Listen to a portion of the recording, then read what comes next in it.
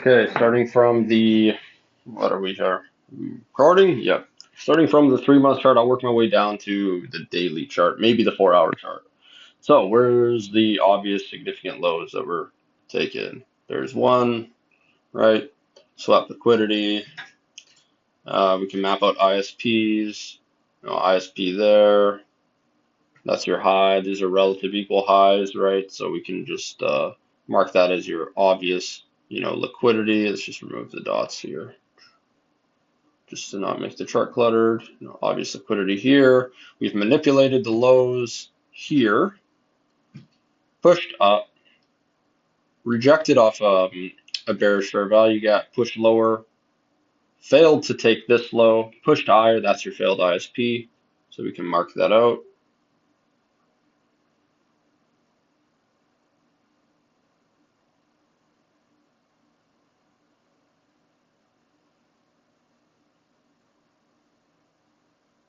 Okay, there's your failed ISP. This becomes your next likely draw on liquidity because we've now shifted bullish with the failed ISP, and we still have 10 days on this candle, but there's possibility that we can form a fair value gap in this area. Okay, so now that we're done with the 3 months, we can go to the 1 week. Okay, let's mark out our range first. Our range in question is from that low to that high, although it is unconfirmed. So until it's confirmed, we can just wait, really. We can go to the weekly chart and look here. We have ISP low, ISP low, ISP low.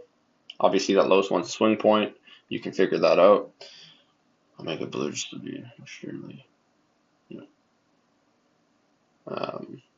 fruitful here, I guess.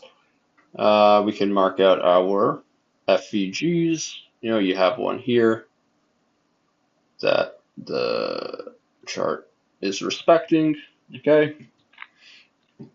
Now we've taken some liquidity and we've rejected it pretty aggressively, right? Does that mean that we're going to go bearish? No, not necessarily, but it is a sign, right? Wick rejections. Obviously, this is you can't ignore it. It's a strong rejection off the high. We can go to the daily chart now. I'll stay on the weekly chart and map out our dominant range here. Dominant range is the ISP range from here to here. We haven't taken any external liquidity yet, so we're just going to sit with what we've got here, right? We can map out liquidity quickly. Got liquidity there because we've taken out a high, right? A low that's taken out a high, that primes that low with liquidity. Okay, we obviously have liquidity down here as external range liquidity, external range of this ISP range. Okay, now we can go to the daily chart. We're rejecting off the high. If we are bullish, then maybe we continue bullish. However, we have a rejection. Maybe we don't want to be buying that yet. We might want to wait for a pullback and then some sort of reason to frame up a trade setup from that area to go higher, or we're going to push down lower, possibly taking out that liquidity, and then we can frame up a trade idea to go higher, right? We don't know yet because we're obviously too high to be taking a long, and maybe we're too, at least on the daily time frame, probably too bullish to be taking a short anyways. So we simply wait, right? What is structure telling us?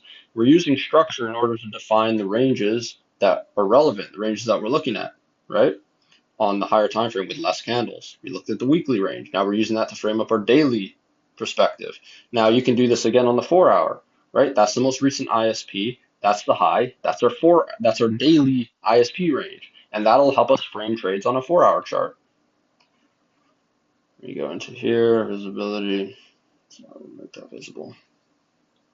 Okay, now if we go to the 4 hour chart, we see that that is our daily range. And what happened? We had a strong rejection up there on Tuesday.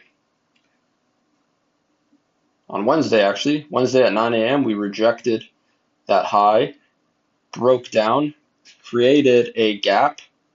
That gap could have potentially been used for a short. Why?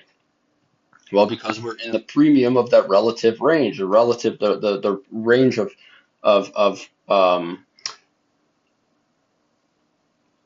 of framing, I guess you would call it, like our what's the word I'm looking for? Reference. The range of reference is the daily range, which is this low to high there, right? So we're in the premium of that daily range. You could potentially have looked for shorts there into something in discount, like that first liquidity point there into discount. And that could have been a trade. Cover that high, target that low. There you go. You got a 1-to-1 risk reward. Not bad at all, right? So you understand how we're using structure to define ranges, and then we go lower time frame and we use those ranges that we defined on the higher time frames in order to use as a frame of reference to look for trades. Okay, maybe that could have been worded differently, but I think you get the point.